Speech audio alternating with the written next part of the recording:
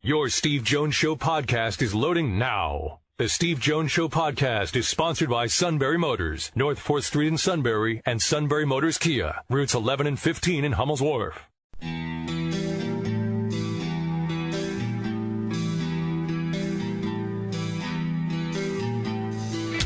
Sports talk where your voice counts. This is the Steve Jones Show on News Radio 1070 WKOK.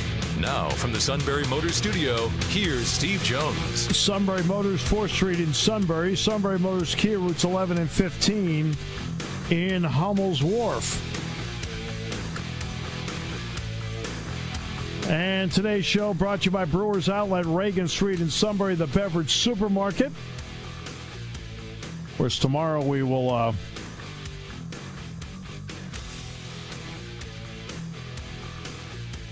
not be on because of the Phillies, so we'll remind you about Brewers Outlet today. All right, the play-by-play call of the day. 36 seconds in, this happened. 30 seconds into the game, a second look for Duke, and here's Zion, his first touch. Fell down at the free throw line. He's grabbing at his right and left knee as the other way goes Johnson to lay it in. And a scary moment here at the outset as now Zion Williamson reaches down to his left ankle. His shoe is off. It looks like he stepped through his shoe, John. Like the seam on the shoe broke, his foot came through the shoe. And he's back to his feet and walking to the bench. Jose Fonseca and Mike Krzyzewski taking a look. I'm pretty sure he ripped through his shoe and he fell down awkwardly.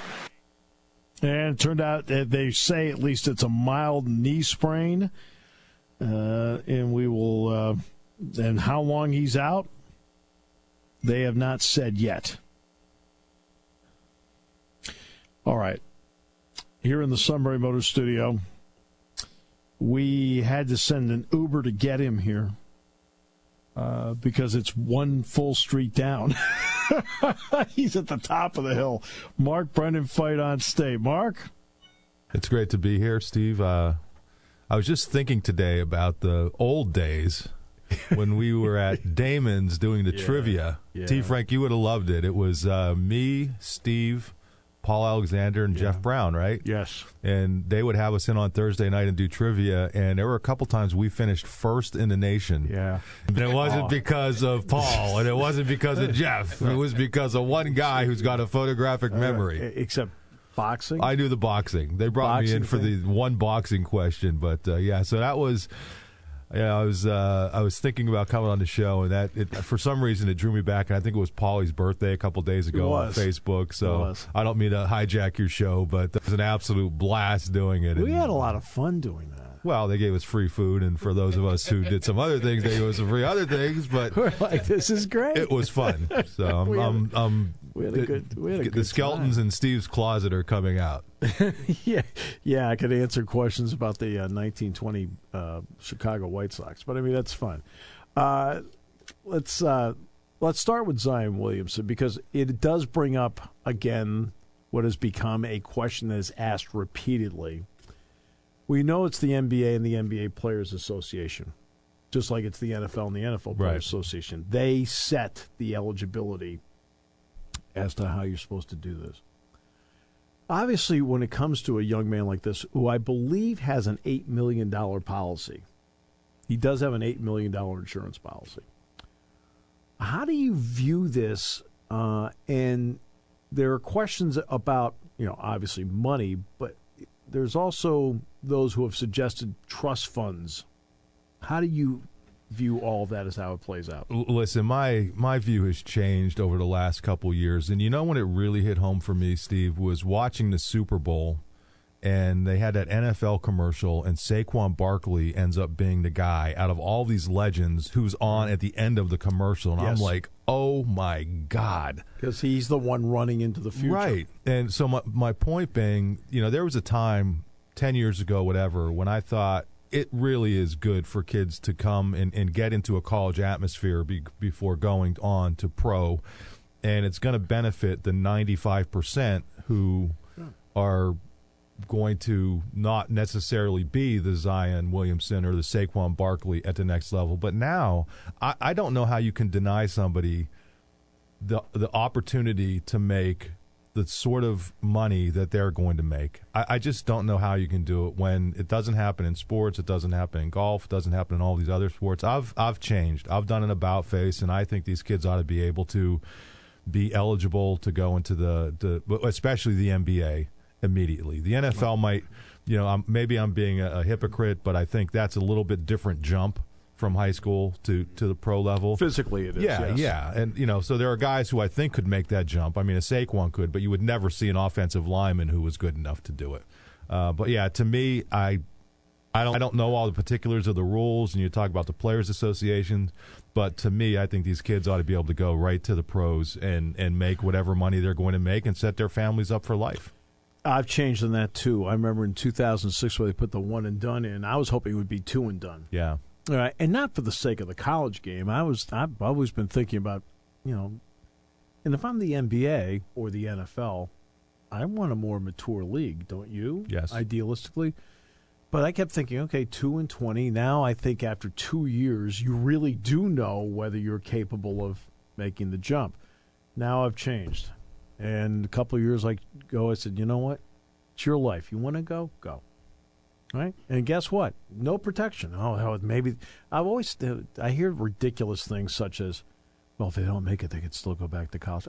Give me a break. It's your decision. You make the decision to go pro, you're pro. If you want to join the Army when you're 18, you can join the Army. I think you can. At least you used to be able to. I don't know if there's a different age limit at this point. Yeah. But, unfortunately, there will always be kids who think they're good enough and doing what I do. We cover a lot of recruiting, and believe me, it's not as much the kids as it is the parents. A lot of the parents think their kid is going to be the next, Saquon or whoever. Every parent thinks that. Not enough of them have the perspective. So that's the difficult part about it, is that there's always going to be people on the other side, but I don't think you could err on the side of protecting those folks at costing. I mean, listen, let's knock on wood and hope Zion is fine. Right. But say he had blown out an ACL. I mean, that was very – if you watch that, he very easily could have.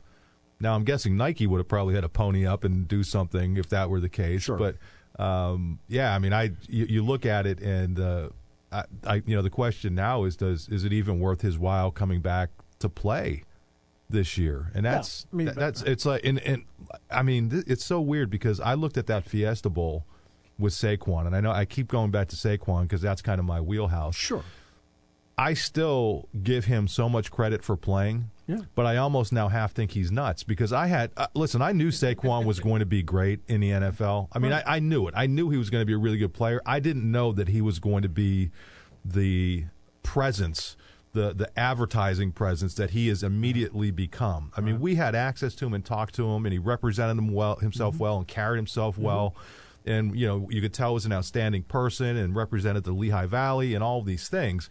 But if you would have told me that he was going to be, representing MasterCard and Dunkin' Donuts and, everybody else and Nike and, I mean, doing the job he is, I mean, he's become bigger than just an athlete. And you look back at him playing in that Fiesta Bowl and you're thinking, wow, in hindsight being 2020, why would he even have played in that? And it's tough. It's tough for the schools. It's tough for the teammates. It's tough for the coaches. But ultimately, you have to look at the best interest of the individual, I think. An unintended consequence of what I'm about to talk about will be said advertiser gives you $500,000 as an athlete to, and we'll put it in the trust fund. Yeah. All right, that's one of those unintended consequences. Let's be real; it's a possibility. Mm-hmm. We're suddenly out of nowhere. The Audi dealership of Beverly Hills wants to offer said football or basketball player that kind of money to do that. How do you feel about the idea of trust funds and the ability to use the likeness where the money is sitting there, and then when they leave, they can have it? I think that gets too complicated. Okay. I don't know how you monitor it, and I think you would run into instances where that then becomes part of the recruiting process. Sure. So just like if you're a Major League Baseball player, there's an allure to playing for the Yankees or your beloved Red Sox or Los Angeles or, well, kind of my Phillies. But there's a big difference between playing for a major market team and playing for, Tampa Bay or whatever they're called.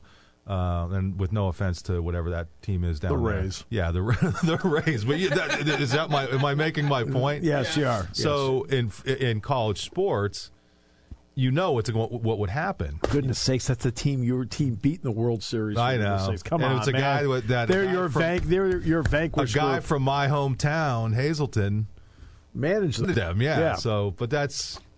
I'm not kind of in baseball mode. I'm rarely in baseball mode. I'm in baseball mode when the Phillies are doing well and Chris Wheeler's up here visiting and that sort of stuff. Right, exactly. Yeah. All right, so that's it. Because I think there's a lot of debate as to how you handle that. Because it's one of those things. Obviously, they don't want to pay them. Yeah, but it's one of those things, Steve, where it's almost like with the transfer rules. Which is the next topic. Yeah, well, yeah. So okay, let's make this transfer portal that everybody can enter, and it's for the best of the athletes. Well, the NCAA does that, and I don't know, was it the ADs or the presidents, whoever's idea that was, but they didn't think through the entire process. So now you have a situation where you have however many kids at Penn State. Scholarship was it wasn't. I forget what the number was that are in the transfer portal. 14, you can go to 14. Our site, Lines 247. We have a thing up there. I think it's 14. But whatever it is, you have these kids who enter the portal, and especially for the scholarship players, once they begin, from what I could gather, once they begin the spring semester, they're on scholarship for the entire spring semester. That's right. So Penn State's paying for their school, but they're not part of the program. Right. So, and the other part of it is these kids who are deciding to leave are kind of in a purgatory. So where are they working out? They're not working out with the team. They're not practicing with the team. Right, because they've elected to leave it. Right. But so these are the sort of things that have to be thought out before you implement these rules. And going back to the trust fund thing, that's great in principle. Right. Well, that's why I said the unintended consequence. Right, that's how I prefaced it. Absolutely. And that's what I'm getting at. So it's great. Yeah, this would be a great idea. But I would love to see somebody sit down and work out the logistics of that and say, well, this is exactly how it's going to work, and have some scrutiny put to that, some public scrutiny, so you could work out some of these problems. I am not against kids having the ability to transfer. I'm not. I mean, especially for the grad transfer thing, that's great. If you've come and earned your degree, that's tremendous. You should be able to go do what you want. But then the other unintended consequence of the grad transfer is, so now Penn State, this is where I got my 11 number. Penn State brought in 11 early enrollees. Yes. So I'm not good with numbers, but they brought in 11 scholarship early enrollees. Right. So the goal at Penn State is for these kids to get here and not only be acclimated to the program, but be acclimated academically. Exactly. Penn State, as much as any other school, is graduating kids in 3.5 and 4 years. Right. So now there's a disincentive for programs to have kids graduate early. Now, that's not going to happen at Penn State, and I don't think it's going to happen at Michigan or Ohio State or a lot, Notre Dame. It's not going to happen at a lot of schools where Harvard. They're going to say, listen, no, we're going to slow play you going through because we don't want you to be a grad transfer. Right. They wouldn't say that. No. They would do it. But there are programs out there that don't care about academics, there would be a disincentive for kids to get through. And that's another thing about some of these transfer rules that I don't think they really thought through. Well, one of them is they were going to put these transfer rules in August, right? And one of them was going to be, it didn't really matter if you wanted to transfer, you could play right away, and they left that one off the table. My problem with the transfer rule, number one, is all the waivers they're granting. Yeah. Right? They didn't take care of my hangnail. All right, you got a waiver. that to me, that's the bothersome part. If you get your degree, you've done your part. And the school's done its part. Absolutely. Okay, everybody's done their part. The academic support people did, you did, coaching staff did. Along the way, everybody did their part. But when I'm seeing transfers happen, and instead of sitting out a year, okay, and everybody's getting a waiver. Right now, 5 out of every 6 guys getting a waiver. Right, and how are they getting them? They're going through attorneys. And what's happening? The NCAA learned from Penn State that once attorneys start coming after them, once they're not, governing like a dictatorship, once the attorneys start coming after them, they're in a tough spot. I'm baffled by the, I guess they're called advisors. I'm baffled by that. What does a college student need an advisor for? Right. I mean, I don't understand what an undergraduate college student needs an advisor for. To handle their financial affairs from their stipend? Yeah. To handle, I don't get that. If I'm thinking about the draft, yes. Absolutely, yeah. Okay. If I'm draft eligible, okay. But the quarterback at Ohio State's not draft eligible. What does he need an advisor for? Well, he's a sophomore. I mean, right. He wasn't even in school he was in school one semester. Right. He's been in school one advisor. To do what? To tell him how to get to Ohio State? Yeah. I don't get that part. I mean, that's part of the we're not thinking here. They don't. But it's another instance, Steve, where they implement a rule without thinking about all the ramifications, and that's the thing Joe used to say is I would rather play a kid a day or a year too late than a day too early or whatever. He always said a game too early rather than a game too late. Right, and I think that with some of these things, or flip it around, I'd rather play a game. People know too what we're late. talking about, right. But I think one of the issues with the NCAA is they've made these hasty moves without thinking them through, and they're better off.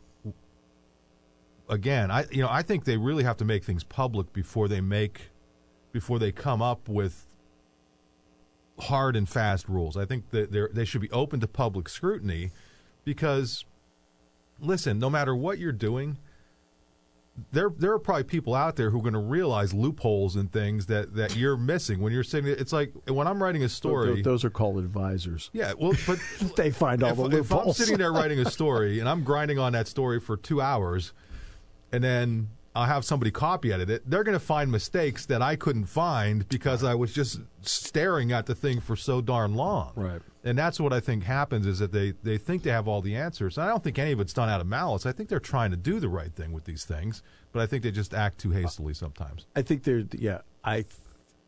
part of it is, yes, I understand the intent. Okay, so I understand the intent part. I also think they're trying to react so quickly to what they think the current environment is that it's like Jamari Wheeler sometimes with the basketball. You've got to go the same speed as the ball, and the NCAA sometimes doesn't go at the same speed as the reaction. Yeah, no, absolutely, I agree with that. And that's some of these things do take time. Now, they went the right direction. Okay, food, they went the right direction. And I felt like all of that stuff was fairly well thought out.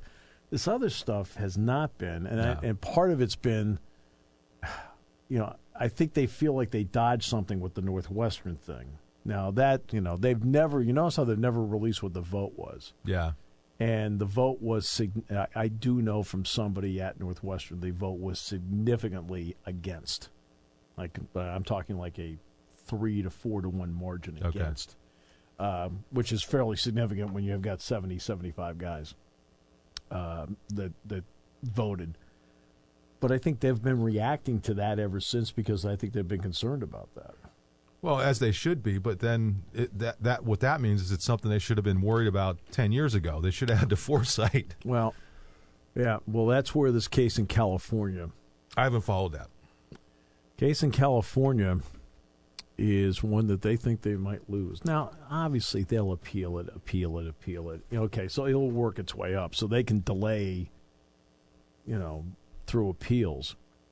But here's my issue, and let's see what you think. Say the day comes that you have to pay athletes on the college level. Let's just say that the day comes. Okay, well, there's full stadiums and arenas and TV contracts. You can do it, except I think you're going to see a lot of sports get dropped. Well, yeah. All right. And as I've said to people here, with all due respect, Penn State's not going to drop wrestling. Okay. But 50 others might. Yeah. And then what does that do by extension to Penn State wrestling? Right. Exactly. Yeah. I mean, that's not a point of being mean. I'm trying to be logical here. No. The Penn State's athletic department is self-sufficient. Yeah. And why is that? Because of football. Yeah. And to a lesser extent basketball, and I guess hockey is a break-even proposition. But Right. beyond that, I think everything... The TV contracts, the radio. The radio contract never comes up. That's not a small contract either. Well, whatever it is, it should. All I know is that should be much bigger. They should have much more money for that radio contract. I'm saying for the athletic department, it's not a small contract. No, I get what you mean. Right. Yeah. TV contract, radio contract, obviously corporate partners, things like that. It all revolves around what they're, the sports that they quote they can. Right. But how then are you going to pay the athletes? And I think this is what you were getting at. How are you going to pay the athletes and still pay for all of your everything else? Right. And not only that, but what will be the first thing that happens? You will get something dealing with Title IX. Yeah. So if you're paying, let's say they're 98 scholarship athletes, right? 85-13. Well, you're going to have to pay 98. Right. Yeah, and that's again another thing that nobody is thinking about when they're saying, well, you know what, Zion Williamson deserves to be paid X, Saquon Barkley deserves to be paid, right? But who is going to be on the other side of the ledger? How many athletes on this campus do you think right now could have an endorsement contract? Boy, I know that there's a handful of wrestlers who could definitely have endorsement contracts. Right. And a handful of football players. I mean, I'm trying to think of this year moving forward. I mean, last year, obviously, somebody like Trace would have. A basketball player. Yeah. Lamar, maybe. Yeah. But, yeah, beyond that. But I think football-wise, you would be looking at, I mean, clearly Saquon would have been, I mean, as we know now, right? The marketing people were just waiting for him. Could it be 5 to 10 football players? If that, yeah. No, and here's the reason: like a unit. Hey, the offensive line guys. That's 5. Right. If somebody wanted to do a promotion revolving around them, So 5 to 10, a basketball player, minimum 2 wrestlers. Right. Okay. I think we know which 2. One in particular. Blue hair. Yeah. Maybe a hockey player. Maybe. Yeah, no, I don't mean to disrespect hockey, but I don't think people know them by. Yeah, they have a fan following, a niche following. Yeah, and they've also got a corporate following. That's true. Okay, so maybe a hockey player. Because what's interesting is you don't see the coaches. For example, you don't see, James Franklin for whatever. You don't see. It's interesting how the coaches here don't do. Yeah, back in the day, Joe did. He did like the Yellow Pages. Yellow Pages. He did one car. He did one car thing. He did a thing about, I think it was bread, Milano bread. He did, yeah, Milano bread. Because Milano. You asked him at the conference about Milano bread, and it was right around Thanksgiving.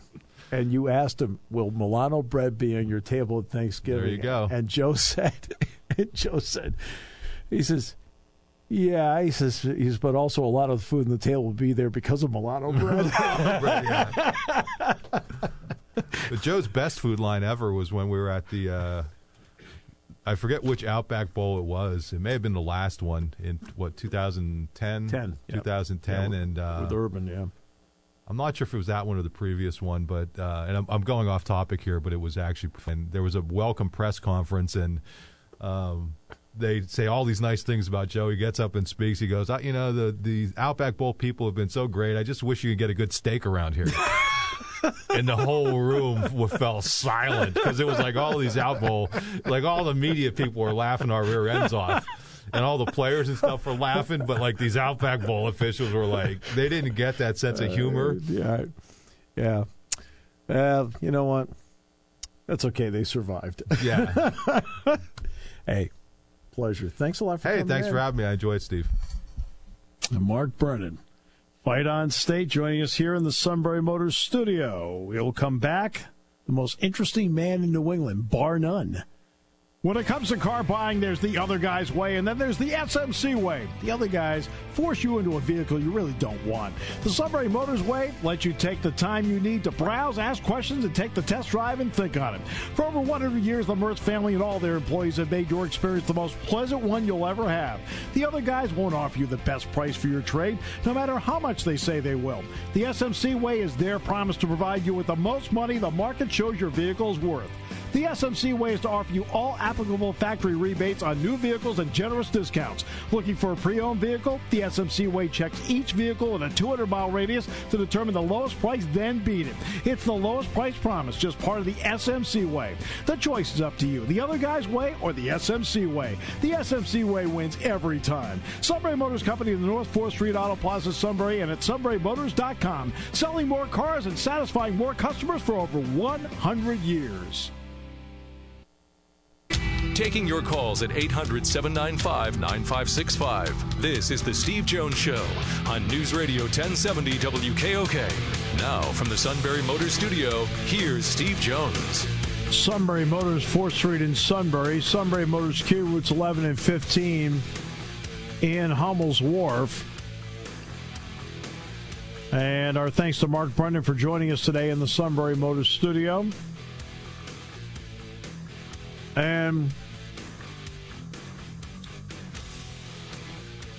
today's show brought to you by Brewers Outlet, Reagan Street in Sunbury, the beverage supermarket.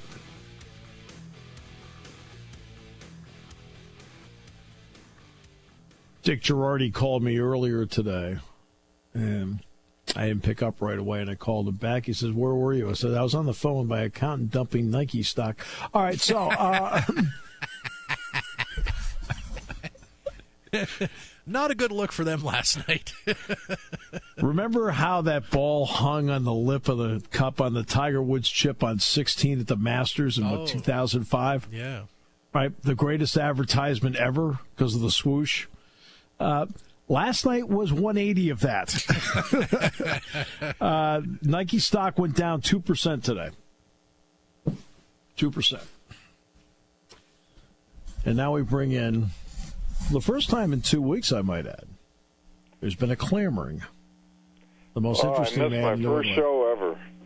Oh, and I almost missed today because I lost my cell phone. And last week was a code red situation. So Studio 305 cable went down. Oh. If I don't have cable TV, forget about it. And the cable guy showed up at 4:30, and my wife at 4 o'clock, and my wife called, "They're here now." I'm like, oh boy. So, priorities. Well, thank God it didn't happen during football season, though. Could be worse. Oh my God, I gotta have cable. Well, Survivor's back on, so I've got.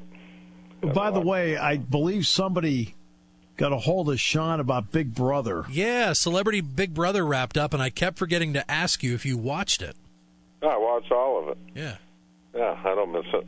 So. And Steve, I forgot to tell you, one of the contestants on Big Brother, you'll get a chuckle out of this, former NFL running back Ricky Williams. Yeah, he was good. He came in second place. He almost won, but the vote was 9-0 at the end. He didn't win, but he came in second place. He won $50,000. He can use that money for that new league he's going to put together with Terrell Owens. Yeah, well, he's doing a lot of hot stuff too. So. That's like saying the Rams almost won the Super Bowl. All right. Well, I felt bad. I shot King a text on Sunday, and I texted him yesterday just to let him know that we didn't have a show tomorrow. So I'll just have to follow up and call you there at the office. Yeah, I'm sitting here. So I'll be here all night. You call me at midnight, too. So things are going great. So, anyway, I got so much work, and I don't have enough help, and what are you going to do? So I'm lucky to have all the work I have. But it sounds like Sean. He's really mad at me because I haven't got it done. So what are you going to do? It sounds like Sean. He's got all this work. He's stuck with me. I mean, there's all sorts of issues. Nah, not stuck with this show. Although I'd have rather stayed in the chair than going home last night to shovel. And then I wake up this morning, looks like I didn't even shovel at all. Oh. So hopefully with the beautiful sunshine today, I'm hearing the drip, drip, drips. We're getting a nice meltdown, a beautiful warm afternoon. So hopefully the driveway will be, I'll be able to see pavement when I get home tonight. So I fired up the snowblower and did my driveway and 3 others. All right. Well, I wanted to help them out. My plow and I slid all over the place. All we're getting here is ice storms. We haven't gotten more than 6 inches of snow, and it's starts to snow and it turns to ice, and it's an absolute mess, and then it's 50 degrees and it melts.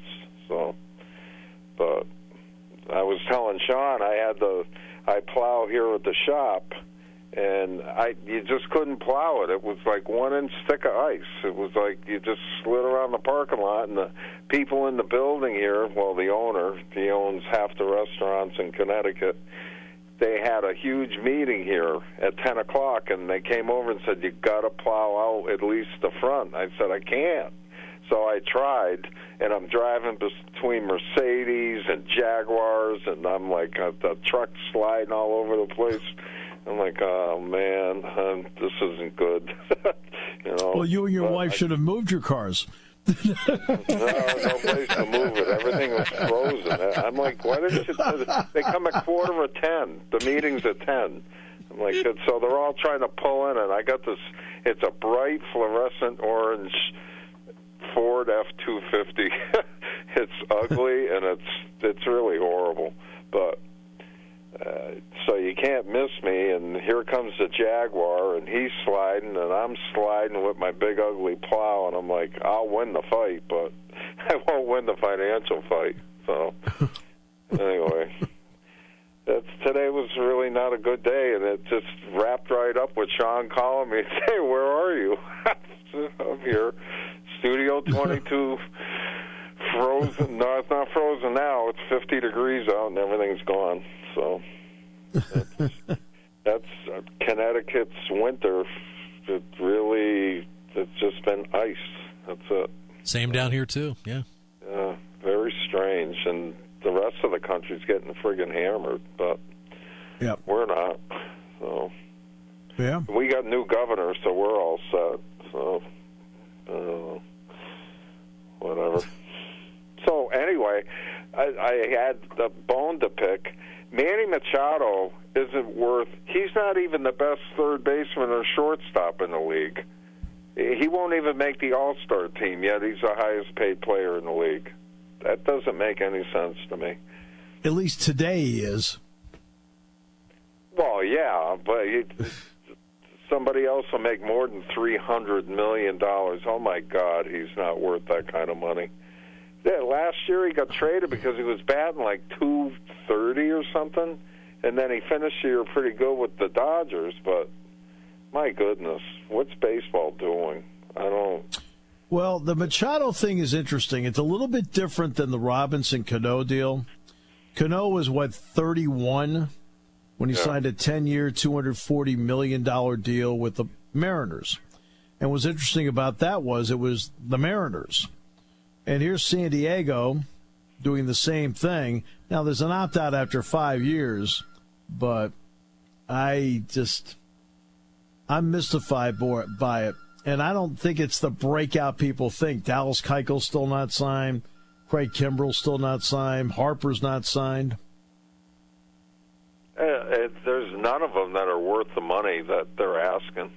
None of them. You know? If these guys are worth that much money, how much is Mookie Betts worth? Well, that's a good question. And in a year, he's going to find out. And Mike Trout and Craig Kimbrell, all right, he won a World Series, so he can hang his hat on that. These other guys haven't won a thing. You know, they haven't. Machado hasn't brought his team to a World Series and won. No. Bryce Harper hasn't even come close. I don't understand what baseball's doing, paying these guys this kind of money. I don't. And look at the World Series. Look at the ratings on it. NFL preseason football was beating them in the playoffs. It was crazy, you know. Monday Night Football beat the World Series. I don't get it, but who am I? So. Well, you're obviously not the owners of the San Diego Padres, because to them, they've spent money on him. People forget that they have an 8-year, $144 million deal with Eric Hosmer, okay? And they have a long-term deal with Will Myers. They've got money wrapped up in 3 guys. Oh, they've heard of you. They've said they've told. Well, no, Hosmer says you're the most interesting man in New England. He's heard of you. I just, they're so special. Remember the show we had a couple shows ago about the new rules? These guys, they don't want to do the new rules. They're making it clear that they're not going to do it. And it goes back to what I said a couple weeks ago. You're getting paid hundreds of millions of dollars to hit a ball, and catch the ball. And you're going to tell the owners and the league what you will and won't do? Then you know what? You're fired. You can go be, you can come work for me. I need help. So, it's the new minimum wage is $15 an hour in Connecticut. I'll start you at 15, and you can work your way up. And that pitch count, that speed, 20 seconds will be looking really good when you get your first paycheck. You know what's interesting is that near you is the Dunkin' Donuts Park in Hartford, which is the AA affiliate of is it the Colorado Rockies? I think so, yeah. Yeah. These guys have to spend so many years working their way through the minors. You would think that once they start getting like real money, I'd feel really like, wow, this is great. I'm getting real money. I would do whatever they told me to do. I would wash the owner's car every day. I wouldn't. My God. No. They've lost perspective of... You got to understand, only the Sioux can wash Roger's car. Okay, so we already have ground rules set on that. Well, I'll clean his living room. I'll vacuum his house. I don't know. They feel privileged, like they're owed something because they were born with a God-given gift. I mean, they can. And David Price, hey, he finally broke through, but he's one of the ones out there. I'm not doing that. Oh my God, It's just do it. Shut up and go do your job. You're never going to make money like this again in your life. So, whatever. I hate being so negative all the time. But when I saw what Machado signed, I said, my goodness, he is a good baseball player. But that's it. He's a good baseball player. And he's not a $300 million baseball player. My goodness. Nope. You're looking at players on the Red Sox right now that are going to become free agents that they're going to be making $1 billion if you rate, how good they are. Mm-hmm. I mean, Machado's not even in the same class as Mookie Betts. No way. Betts can do everything. It was interesting in the world. He's got power, and he's a good guy. I mean, in the World Series, just on pure talent in the World Series, you would have to rate Martinez. Well, Betts, Martinez, Sale, Price, Benintendi. All right, those are 5 guys just on Boston that are better players than Machado is. Absolutely, and they're good teammates. They're good. I'm not saying Machado's not. I don't know anything about him that way. Well, I do know he jogged down to first base a few times in the World Series when he should have been sprinting. I know there's been issues, and the spiking issues and stuff like that. But the Red Sox, if they sign everyone, they're going to own the luxury tax. So, but they're not going to be able to sign. They had an interesting question. If you had to choose between the two, Mookie Betts or Martinez, who would you take? Mookie Betts. Yeah. Now, Martinez is the player that took them from being very good and put them over the top. Exactly. I also think that Martinez, to his credit, made Mookie Betts and Andrew Benintendi better power threats at the plate by his mere presence. Right. Because now you can't pitch around anybody in the lineup. So, I mean, he certainly had the benefit to it, just like Martinez benefited tremendously from Benintendi and Betts. I mean, it all worked together perfectly. Yeah, it's an interesting question because the argument is they had all those players before Martinez, and they didn't win. Right. And then they brought Martinez in, and they were pretty much unbeatable.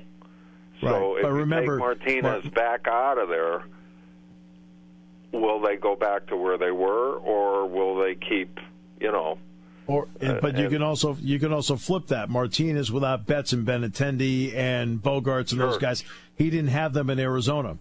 Yep. And so they got to the playoffs, and that was it. The Red Sox just got to, if they keep Betts, which I believe they should too, they got to get a big bopper in there to replace him. They've got to get at least 20 home runs in that spot. Mm-hmm. Yep. And if they do that, I think the Red Sox are going to win at least 2 more World Series in the next 5 years. They're very good. Very good. They are very good. The starting pitching is really good. If they can get the closer part nailed down, then they'll be okay. Because, I mean, the only way they bring Kimbrel back is on a 1-year contract, nothing more than that. I don't think they're bringing him back. I don't think so either. I'm saying the only way they would is on a 1-year contract. Right, because they're working out, they're talking about a lot of different combinations, like even by committee, Right. And they've got at least 3 to 4 guys who can fill that role. They might put Barnes in it. They even talked about the knuckleballer doing it. Stephen Wright, Yeah, he's good, But by the way, Joe, baseball's almost more interesting during the off season than during the season to try and figure that out. Sure. One quick note, by the way, for everybody, Penn State football fans, Joe Lorig has been named the special teams coordinator and a defensive assistant for Penn State football. Spent the last 3 seasons at Memphis, where he was the special teams coordinator and outside linebackers coach. He'd been at Texas Tech before that. So he'll be coming in here.